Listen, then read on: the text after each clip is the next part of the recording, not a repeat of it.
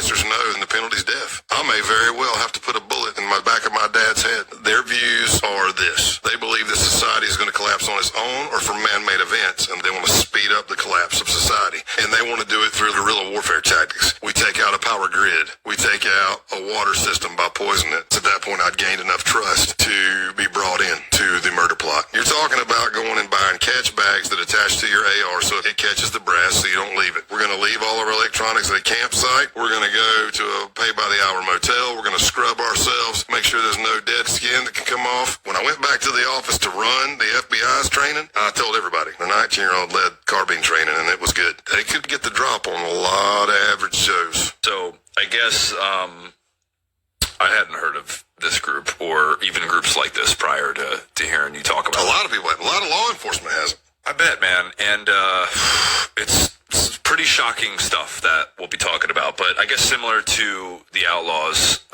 just explain to people kind of what this group's ideology is and then how you ended up getting into it. Sure. So the accelerationist white supremacy view goes like this. Number one, they hate the government. So don't think Republican, Democrat, right, left. That's not it. They hate the government. They want a Hitler's Germany. That's what they want, which is what a neo-Nazi usually wants anyway. But with accelerationists, they go about it by different means. An accelerationist is their views are this. They don't believe there's a political solution that can save the white race.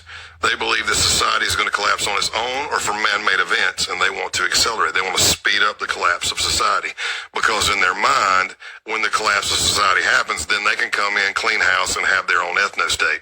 That may not necessarily mean the entire United States, but I can tell you that when I was in the base, my cell, CELL, was looking at property. My cell and the Maryland cell were looking at property in the Appalachian Mountains. There was a Northwest, Midwest, Detroit, out of Detroit area in Michigan. They were looking at property in the Upper Peninsula of Michigan. The Pacific Northwest, they already had property. The leader of the base had property in the Pacific Northwest. So that kind of compound idea, we run our own thing, we are our own doctors and everything. Again, not a lot of afterthought on some of that stuff, but that's the idea.